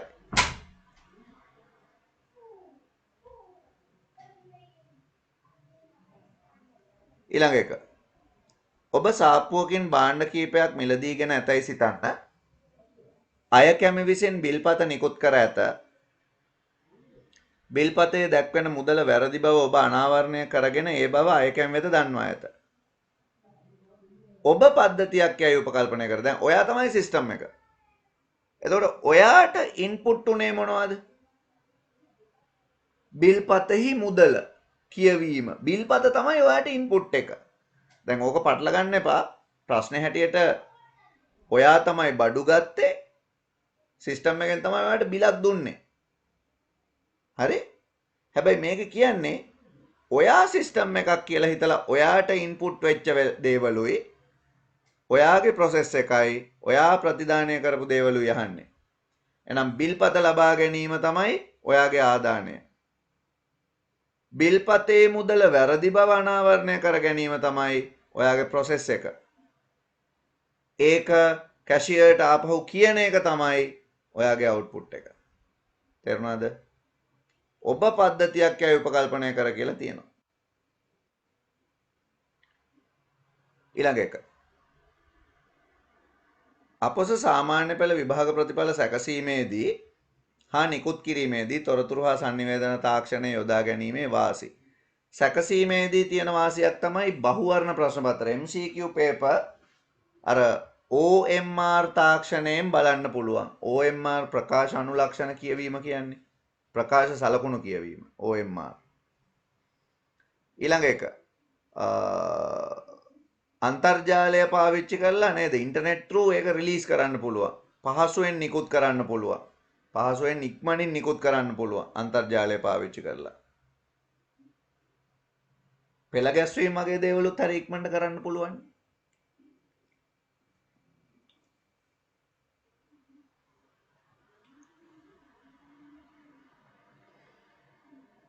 ඊළඟට දෙකේ පාදයේ සංඛ්‍යාවක් දීලා තියෙනවා. මේ දෙකේ පාදයේ සංඛ්‍යාව හරවන්න කියනවා 16 පාදයට. අපි කරන්නේ 4න් 4ට බෙදන එක. සහ මෙතන C තියෙනවා, මෙතන E තියෙනවා. උත්තරේ C E 16 පාදේ. කිලෝබයිට් එකක තියෙන බයිට සංඛ්‍යාව 8 පාදයට හරවන්න කියනවා. දැන් ඉතින් කිලෝබයිට් එකක් කිලෝබයිට් බයිට් කරන්න මොකද කරන්නේ? වැඩි කරනවා 1024න්. එතකොට මෙතන තියෙනවා එක් වරක් 1024 බයිට් 1024ක්. මේක අපි හරවනවා කීයටද? 8 පාදයට. 10ට 1යි 22ට 2යි 64ට 8 වරක් 8යි. ඉතුරු නැහැ. 8 වරක් 8 128යි ඉතුරු නැහැ. sorry. 8 වරක් 8 නෙමෙයි. 8 වරක් 16. 8 වරක් 16 128යි. ආය 8ෙන් බෙදුවම 2යි ඉතුරු නැහැ. උත්තරේ 8 පාදයෙන් 2000යි. ගණනය කරපු හැටි ලියලා පෙන්නන්න ඕන. මේ මෝගන් නීතිය කියන නීතිය ඕගොල්ලොන්ට වචන වලින් අහලා නැතුව ඇති. මෝගන් නීතිය කියන එක ඔයගොල්ලෝගේ සිලබස් එකේ නැහැ. නමුත් ඒක ඔයා තහවුරු කරලා පෙන්නන්න ඕන මේ දීලා තියෙන එක සමානයි කියලා.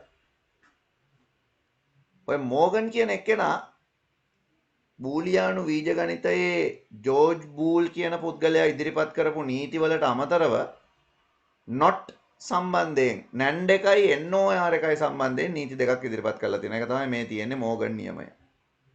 ඒ කියන්නේ එයා කියන්නේ A B මෙන්න මෙහෙම ගේට් එකක් තිබුණොත් මේක හැම අතින්ම සමානයිලු not දෙකක් මුලට දාපු OR ගේට් එකකට.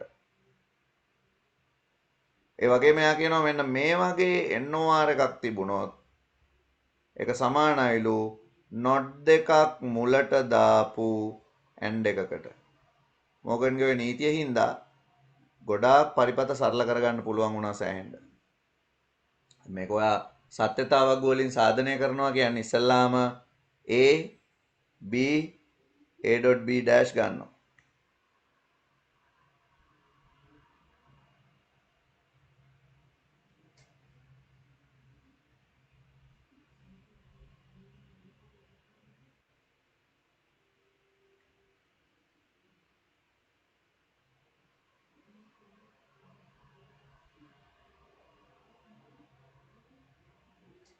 දැන් A.B dash කියන්නේ මොකද්ද? 1 බිංදුවයි. ඔන්න පළවෙනි එක. මේක සමානයි කියලා පෙන්වන්න ඕන A B A dash B dash A dash plus B dash.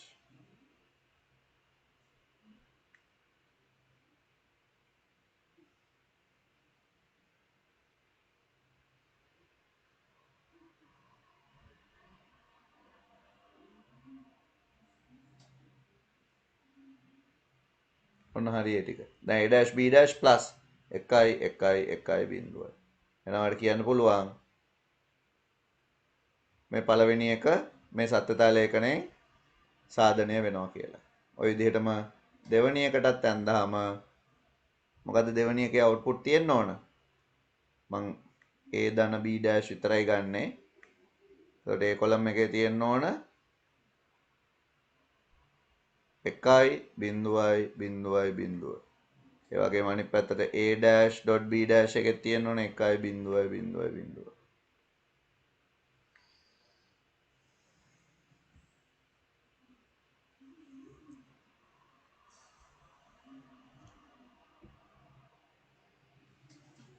ඊළඟට මෙන්න වගු දෙකක් දීලා තියෙනවා යා කරන්න.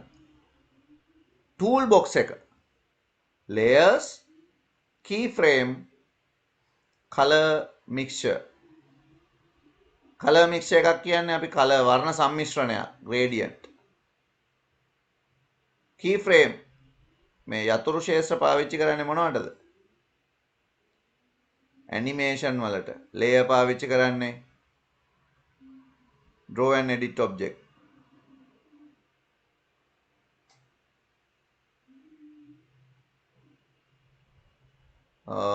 layers වලින් create place and modify text and graphic.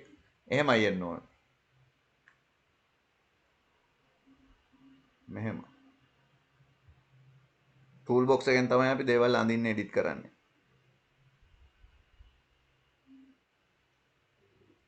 පියෙක් තම පුතුට රුපියල් 100ක් දී අසල ඇති කඩයකින් පාන් ගෙඩියක් මිලදීගෙන එහි ඔය ඔහුගේ මවට දෙන ලෙස දැන්වීය. මෙම කාර්ය සඳහා සුදුසු ඇල්ගොරිදමයක් ව්‍යාජ කේතාකාරයෙන් දැන් දන්නවනේ ඉතින් ලියන විදිහ. ඇල්ගොරිදමයක් ලියන්නේ begin කියලා දැම්ම. පුතුට රුපියල් 100 දීම. ඒක තමයි පළවෙනි පියවර. පුතා කඩයට යාම. පාන් ගෙඩිය මිලට ගැනීම. මුදල් ගෙවා ඉතුරු මුදල් ලබා ගැනීම. 100යි නෙවෙයිනේ පාන් ගෙඩිය. නේද? නැවත නිවසට පැමිණීම. පාන් ගෙඩිය සහ ඉතිරි මුදල් මවට දීම. එන්න. ඔන්න ඇල්ගොරිදම්. වෙච්ච දේවල් ටික පියවරෙන් පියවර කියනවා. එච්චරයි.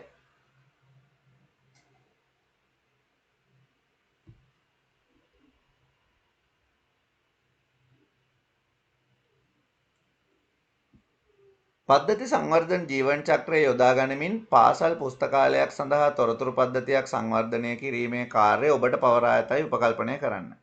ඒ සඳහා යොදා ගැනෙන SDLC හි පළමු වන අධියර දෙක කෙටියෙන් විස්තර කරන්න.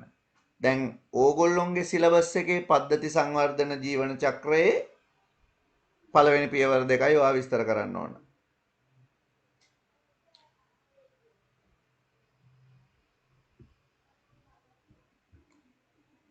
තොරතුරු පද්ධතිය සංවර්ධනය කරනකොට පළවෙනි පියවර විදිහට අපි බලන අවශ්‍යතා හඳුනා ගැනීමේදී අපි බලන්න ඕන පවත්නා පද්ධතිය සංවර්ධනය කරන්න මොනවද අපිට ඕන මූලික අවශ්‍යතා.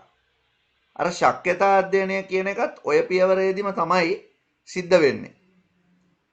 හැබැයි ඕගොල්ලොන්ගේ මේ සිලබස් එකේ හැටියට පද්ධතියක් සංවර්ධනය කරන්න ඕන කියලා කියන්නේ මෙන්න මේ පියවර 6.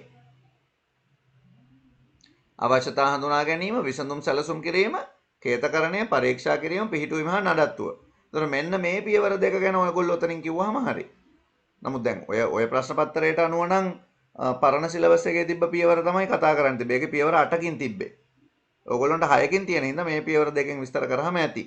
ඒතර අවශ්‍යතා හඳුනා ගැනීමේදී පවත්නා පද්ධතිය අධීක්ෂණය කරලා සංවර්ධනය කරන්න ඕන යෝජනා ටික ඔයා ඉදිරිපත් කරන්න ඕන. සහ ඒ වගේම විසඳුම සැලසුම් කිරීමේදී යෝජිත පද්ධතිය සඳහා අලුතෙන් භාවිත කරන දේවල් මොනවද කියලා ලියන්න ඕන.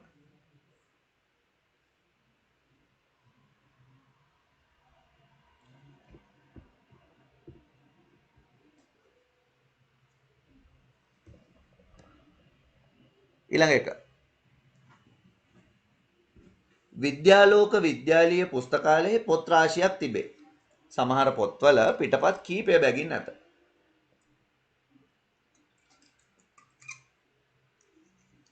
සිසුන්ට සති දෙකක කාලයක් සඳහා වරකට පොත් දෙක බැගින් ලබාගත හැකිය.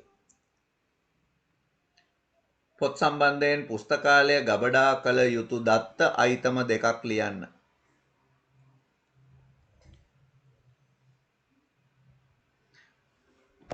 පොතේ අංකය, පොතේ නම, කතෘ, පිටපත් ගණන, රාක්කාංකය. ඊළඟට ශිෂ්‍යයෙකු පොත් ලබා ගන්නා විට පුස්තකාල කාර්ය මණ්ඩලය විසින් වාර්තා කරනු ලබන අත්‍යවශ්‍ය දත්තා අයිතම 3ක් ලියන්න. දැන් ළමයෙක් පොතක් ගෙනිච්චාම අනිවාර්යෙන් මතක තියාගන්න ඕන සිසුවාගේ නම, සිසුවාගේ පන්තිය. නැත්නම් ළමයා හොයන්න බෑනේ. පොතේ නම, බැහැරට ගෙන ගිය දිනය ඕනම ඒවා ඔන්න. ආපසු බාර දිය යුතු දිනය. ඒකෙන් සිසුවාගේ නමයි, පොතේ නමයි, බැහැරට ගෙන ගිය දිනයයි අනිවාර්යයි. ඊට අමතරව සිසුවාගේ පන්තිය ඕන. ළමයා හොයාගන්න එපා. ආපසු ගෙන එන දිනය නම් ඉතින් අත්‍යවශ්‍ය දෙයක් නෙමෙයි. මොකද සති දෙකකට දෙනවා කියන්නේ බැහැරට ගෙන ගිය දිනය දැම්මහම ආපසු එන දිනේ ඉබේ හැදෙනවා ඉතින්. මෙම පුස්තකාල පද්ධතිය ඇසුරෙන් දත්ත තොරතුරු අතර වෙනස පැහැදිලි කරලා නිදසුනක් දෙන්න කියලා කියනවා. දැන් පොත් පිළිබඳ තොරතුරු දත්ත.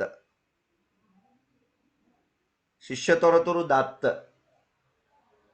නමුත් සිසුවෙක් විසින් බැහැරට ගෙන ගිය පොත් තොරතුරක් සැකසීමකට භාජනය වෙලා නේව වෙන්නේ. ඒතර එහෙමයි දත්ත සහ තොරතුරු අපිට වෙන් කරගන්න වෙන්නේ.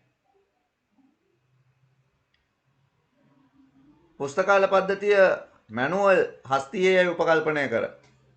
මේක පරිගණකගත කරන්න ICT යොදාගත්තාම තියෙන වාසි මොනවද?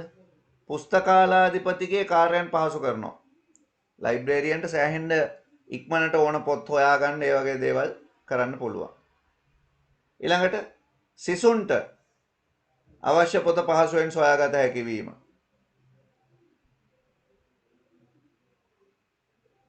ඊළඟට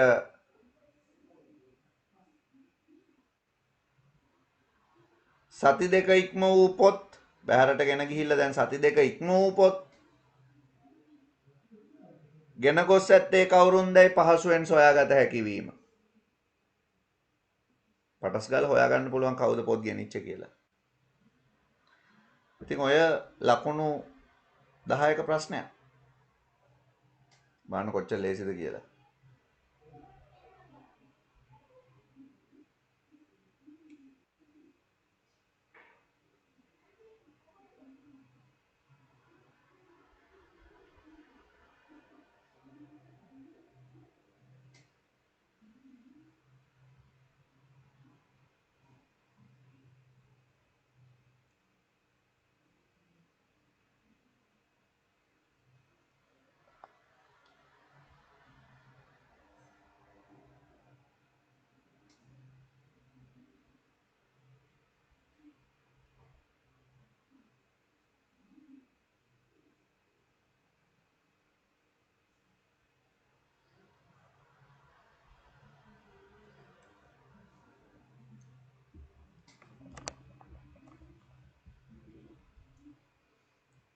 හරි ඊළඟට එක්සෙල් ප්‍රශ්නයක්. අමිල කපිල පාතිමා හා රාජ් යන ශිෂ්‍යයන් 4 දෙනා වාණිජ්‍ය ඉංග්‍රීසි ගණිතය සහ විද්‍යාව යන විෂයන් 4 සඳහා ලබාගත් ලකුණු පහත පුස්තකාලේ පහත මේ පැතුරුම් පතේ දැක්වේ. අමිල විසින් ලබාගත් මුළු ලකුණු ගණනය කිරීම සඳහා සූත්‍රය ශ්‍රිත භාවිත නොකර. එයා කියලාම තියෙනවා ශ්‍රිත පාවිච්චි කරන්න එපා කියලා.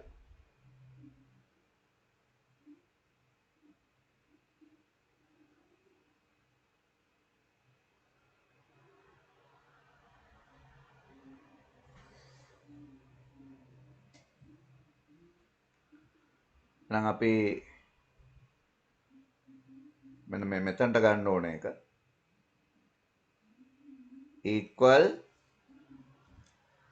කෝෂ පරාසය C4 ඉඳලා C4 එකතු කිරීම C5 එකතු කිරීම C6 එකතු කිරීම C7 කියලා ගන්නවා.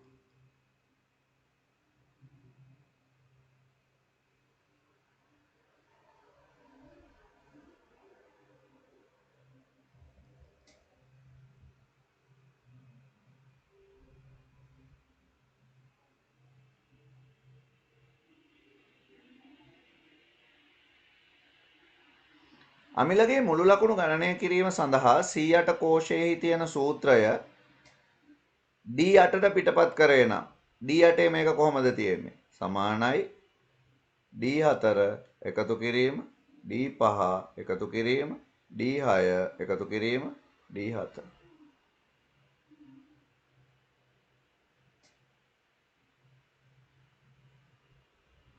F8 කොටුවෙහි සම් යන ශ්‍රිතය යොදාගෙන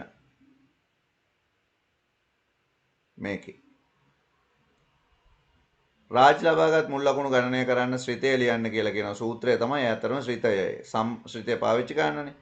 සමානයි සම් කියලා දාලා වරහන් ඇතුලේ F4 ඉඳලා F7 වෙනකන් කියලා ලිව්වම හරි.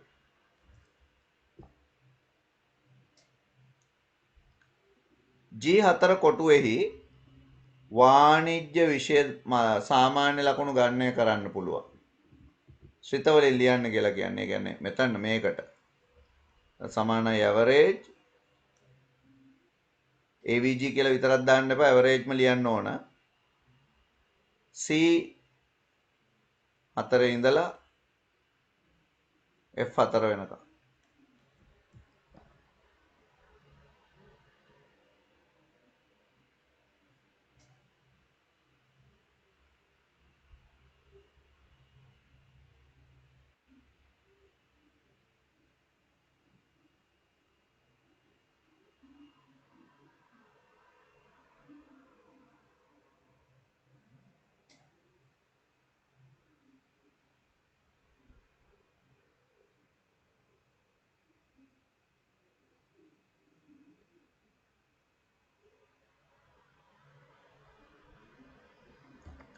සිසුන් දෙදෙනෙකුගේ විෂය 4 සාධනය එකම ප්‍රස්ථාරයක සැසඳීමට පන්තිභාර ගුරුවරයාට අවශ්‍ය වේ. මේ සඳහා සුදුසු ප්‍රස්ථාර මොනවද කියලා අහනවා.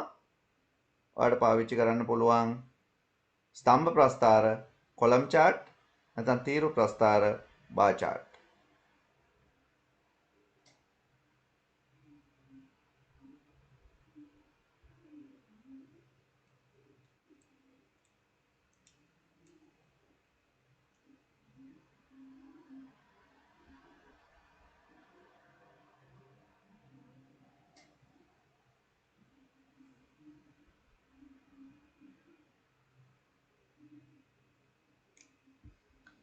ඊළඟට ෆ්ලෝ chart ප්‍රශ්නයක්.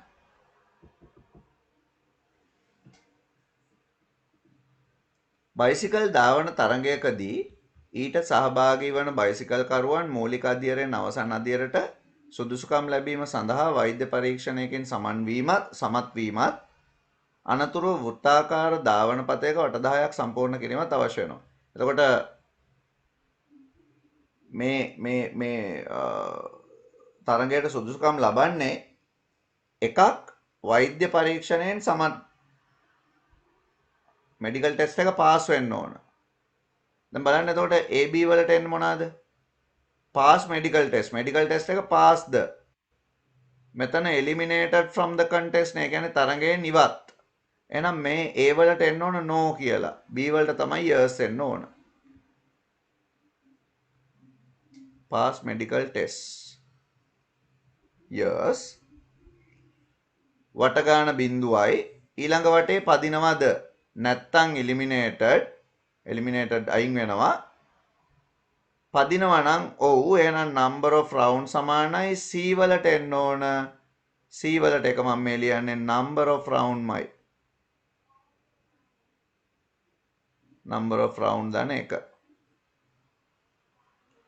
මේ number of round D වලට එන්න ඕන 10ට වඩා අඩු නම් yes E වලට ආයේ ඊළඟ වටේට යනවා. ඊළඟ වටේට යනවා. වට 10ම සම්පූර්ණයි නම් අඩු නෑනේ. එහෙනම් no. එයා ප්‍රිලිමිනරි නැත්නම් పూర్ව තරඟෙන් තෝර ගන්නවා යාව. එතකොට A වලට no, B වලට yes, C වලට number of round, D වලට 10, E වලට yes, F වලට no.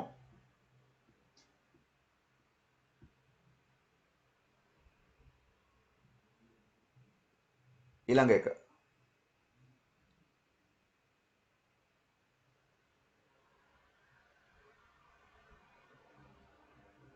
පන්තියක ශිෂ්‍යයින්ගේ ලකුණු කියවා ඒවායේ සාමාන්‍ය උපරිමය සහ අවමය සංදර්ශනය කිරීමට නිර්මාණය කරන ලද ඇල්ගොරිදමයක් පහත දැක්වේ. ඒකට ව්‍යාජකයේ දේ ලියන්න කියලා තියෙනවා. හරි අපි ලියමු.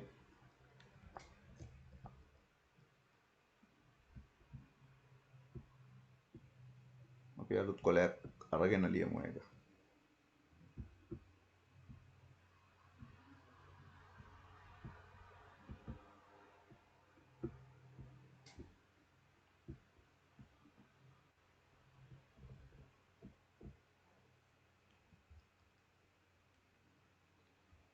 begin මෙන්න මේ සෙට් එක කලින්ම ලියලා ඉමු මේක. විචල්්‍ය සහ නියත i සමානයි බිඳුවයි සම් සමානයි බිඳුවයි max සමානයි බිඳුවයි min සමානයි 100යි. ඒක උඩින්ම ලියමු. ඊළඟට input number of student as n ලෙස ඇතුළත් කරන්න. ශිෂ්‍ය සංඛ්‍යාව n ලෙස ඇතුළත් කරන්න.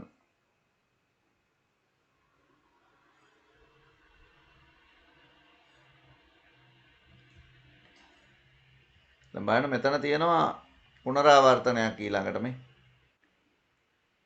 years පැත්තෙන් රිපීට් වෙලා තියෙන්නේ.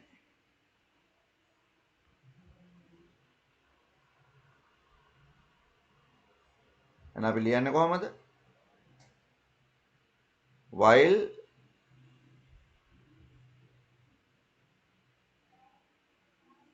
i කුඩා වෙලා තියෙනවා නම් n වලට වඩා then නෙමෙයි do.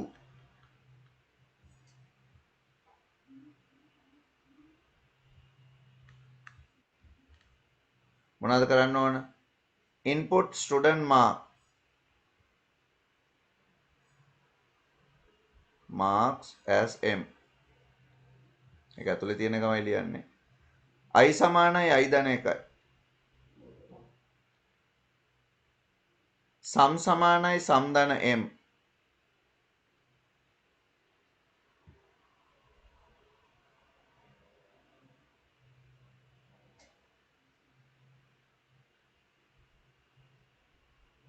ඊට පස්සේ if තියෙනවා. if මේ yes no දෙකම එකට හම්බෙන්නේ නෑනේ. if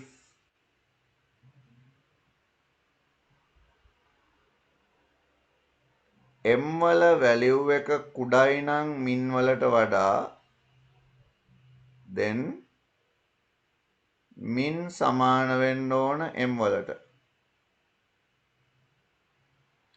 එහෙම නැත්තම් මුකුත් නැහැ. එතකොට end if simple selection තියෙන්නේ එතන.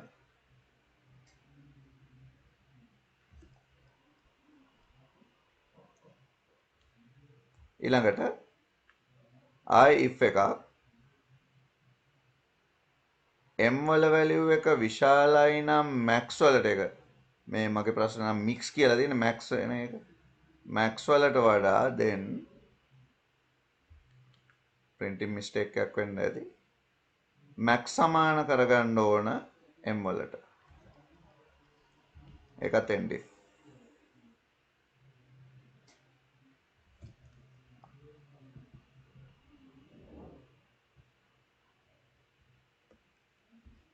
එතකොට මෙතනට ආවා. දැන් ඒක රිපීට් වෙනවා දිගටම. එහෙනම් ලූප් එක ඉවර වෙලා while එක අපි මෙතන ඉවර කරනවා end while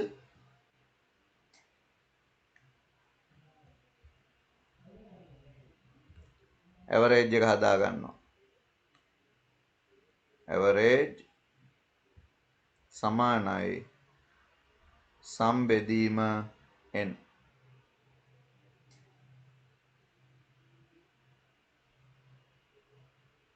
ඊට පස්සේ print කරනවා average,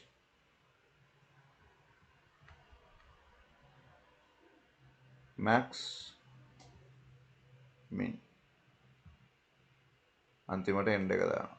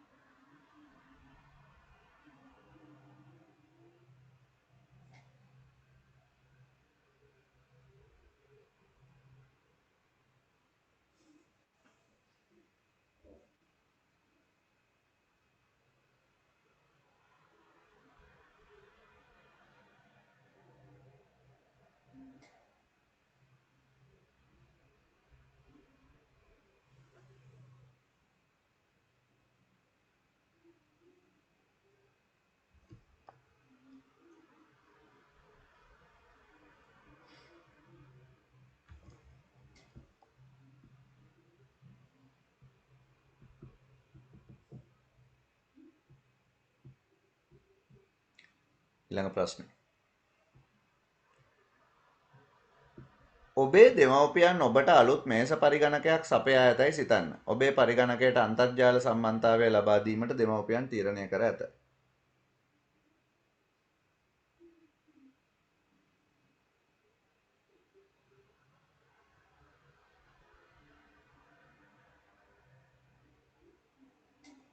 ඔබේ පරිගණකය අන්තර්ජාලයට සම්බන්ධ කළ විටදී ඔබට මුහුණ සිදු විය හැකි තර්ජන දෙකක් කෙටියෙන් විස්තර කරන්න. එකක් තමයි අනවසර පරිශීලනය. ඒ කියන්නේ පරිගණක පද්ධතියට නිශ්චිත අවසරයක් නොමැති හැකර්වරුන් වැනි අය පරිගණකයට පිවිසිය හැකි වීම. තව එකක් පරිගණකයට අන්තර්ජාලය හරහා වෛරස් වැනි දෑ පැමිණිය හැකි වීම. ඒ තමයි ලොකුම තර්ජන.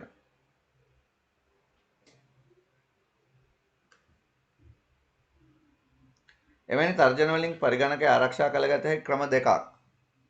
හැකර්ලා වලින් වගේ ආරක්ෂා කරන්න අපිට පාවිච්චි කරන්න පුළුවන් හොඳම ක්‍රමය තමයි මොකද්ද? පරිගණකයට ගිනි පවුරක් සක්‍රිය කර ගැනීම. ගිනි පවුර මගින් අනවසර පරිශීලනයන් වළකනු ලබයි.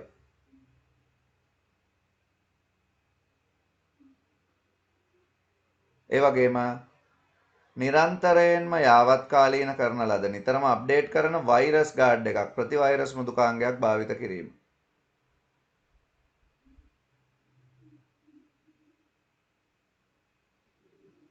ඊළඟට මෙම පරිගණකය භාවිත කිරීමේදී මතුවිය හැකි සෞඛ්‍ය ගැටලු වළක්වා ගැනීමට ඔබ විසින් සලකා බැලිය යුතු සාධක 3ක්. පරිගණක තිරය ඇස් මට්ටමේ පවත්වා ගැනීම. තිරයේ සිට ඇස් වලට ඇති දුර සෙන්ටිමීටර 45කට වැඩි විය යුතුය.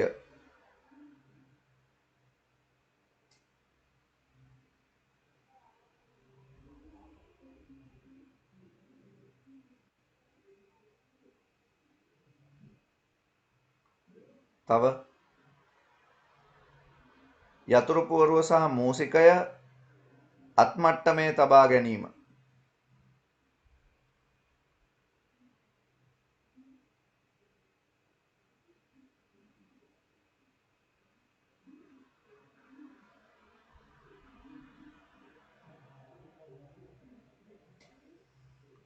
ඔබේ මිතුරෙකු ඔහුගේ පෞද්ගලික පාවිච්චියට මිලදීගත් පරිගණක ක්‍රීඩා මෘදුකාංගයක් ඔබට දුන්නේ යයි සිතන්න. එය ඔබේ පරිගණකයේ ස්ථාපනය කර පාවිච්චි කිරීම සුදුසුදැයි අහනවා. සාමාන්‍යයෙන් පරිගණක ක්‍රීඩා වගේ දේවලුත් බුද්ධිමය දේපල යටතේ ලියාපදිංචි කරලා තියෙන දේවල්. ඒක හින්දා එවැනි පරිගණක මෘදුකාංගයක් එවැනි ක්‍රීඩාවක් පරිගණකය ස්ථාපනය කර ගැනීම නීති විරෝධීමෙන්ම සදාචාර විරෝධී ක්‍රියාවකි. එක පැත්තකින් නීති විරෝධී අනිත් පැත්තෙන් සදාචාර විරෝධී. එසේ වන්නේ පරිගණක ක්‍රීඩා බුද්ධිමය දේපලක් වන බැවිනි. ඒකේ කොපිරයිට් කේස් එක තමයි ඔයා කතා කරන්න ඕන.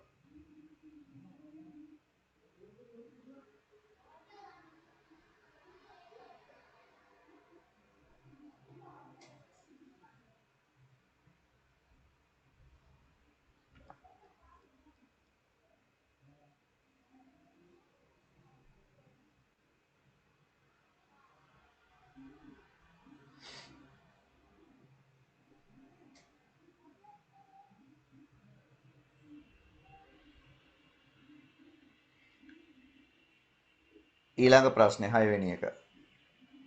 සෞඛ්‍යාංශ තොරතුරු හා sannivedana තාක්ෂණයේ ප්‍රතිලාභ ලබා ඇත්තේ කෙසේදැයි නිදසුන් දෙකක් යොදා ගනිමින් පැහැදිලි කරන්න. රෝගීන් පරීක්ෂාව සඳහා භාවිත කරන විවිධ යන්ත්‍ර සූත්‍ර. උදාහරණ ලෙස යන්ත්‍ර සූත්‍ර වලට උදාහරණ විදිහට ඔයාලට ලියන්න පුළුවන්. අර MRI, CT scan, හෘද රෝග තිරගැන්වීම වගේ යන්ත්‍ර ඒවා. ඊළඟට තව එකක් ඔයාලට ලියන්න පුළුවන්. මේ දුරස්ථ සෞඛ්‍ය උවටන් මගින් රෝගීන්ව නිවසේ සිට අධීක්ෂණය, දුරස්ථ ශල්‍ය කර්ම වැනි දෑ සිදු කළ හැකි වීම.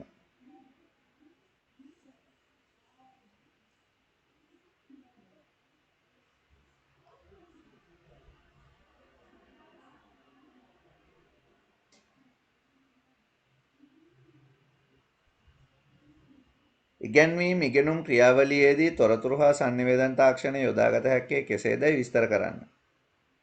ඒකට උදාහරණත් එක්ක පෙන්වන්න ඕන. අධ්‍යාපන කටයුතු සඳහා ඉලෙක්ට්‍රොනික පන්ති කාමර භාවිත කිරීම ගැන ඔයාලට කතා කරන්න පුළුවන්. පන්ති කාමර භාවිතය, ඉලෙක්ට්‍රොනික පන්ති කාමර භාවිතය.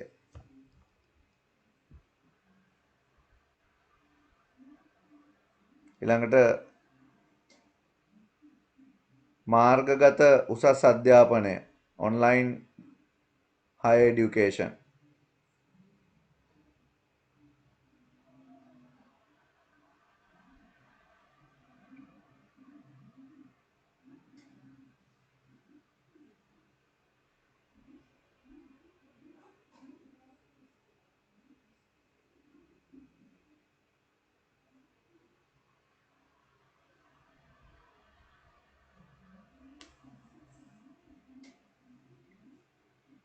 තොරතුරු හා sannivedana තාක්ෂණය උපයෝගී කරගෙන ශ්‍රී ලංකාවේ කෘෂි කර්මාන්තය වැඩි දියුණු කළ හැක්කේ කෙසේදයි පැහැදිලි කරන නිදසුන් 3ක්.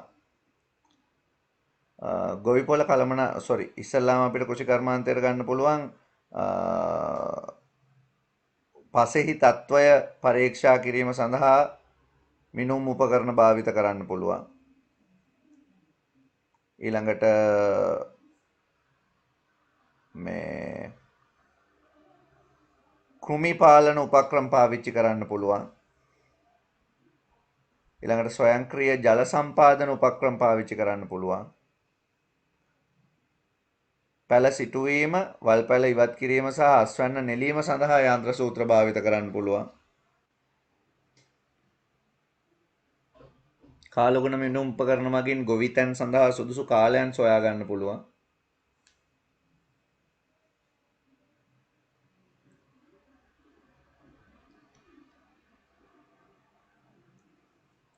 ඊළඟට අන්තර්ජාලයේ ප්‍රතිලාභ නෙලා ගැනීමේදී ශ්‍රී ලංකාවේ සාමාන්‍ය ජනතාව මුහුණ දී සිටින බාධක. පළවෙනි එක තමයි අපි අර අංකිත බෙදීම ගැන කතා කරනවා.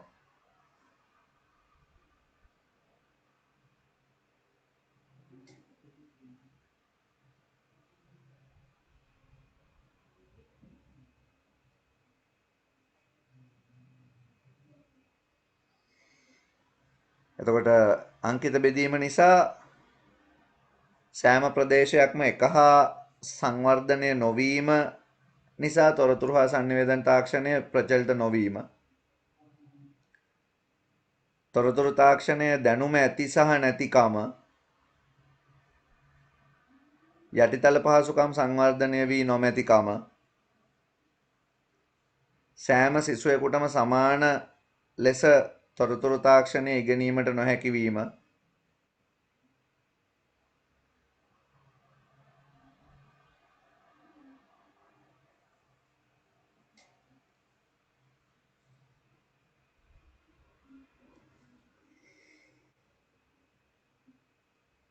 ඔන්න ඔය වගේ දේවල් අපිට තොරතුරු හා sannivedana තාක්ෂණය හින්දා අන්තර්ජාලය ප්‍රචලිත නොවෙන්න බලපාපු හේතු විදිහට කතා කරන්න පුළුවන්.